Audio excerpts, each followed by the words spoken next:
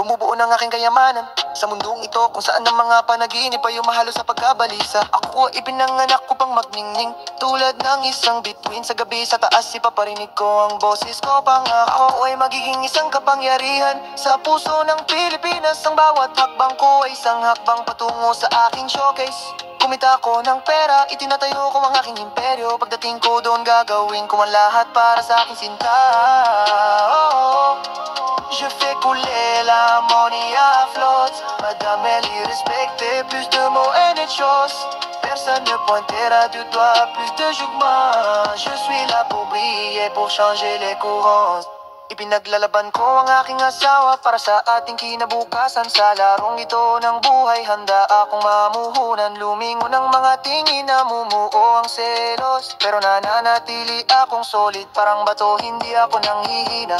Kilala ko ang mga lansangan ng Maynila. Bawat sulok, bawat eskinita, ginagawa ko silang trabaho. Nagnenegosyo ako, binubuo ko ang aking alamat. Kapag nasa taas na ako, maririnig ako ng lahat.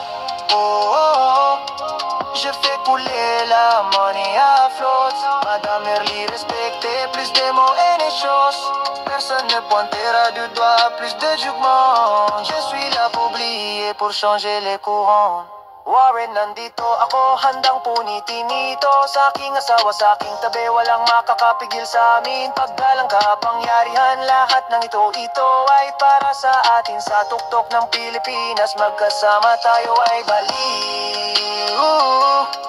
Je fais couler la monnaie à flotte. Madame Merli respecte, plus de mots et de choses. Personne ne pointera du doigt, plus de jugement. Je suis là pour briller, pour changer les courants. Unti-unti na akong umaakyat, hindi ako matras. I was born to shine, at alam mo na iyon sa taas. Magkahawak kamay, isusulat natin ang ating kwento. Kami ni Madam Merli, sabay kaming magpapadilim. Yeah.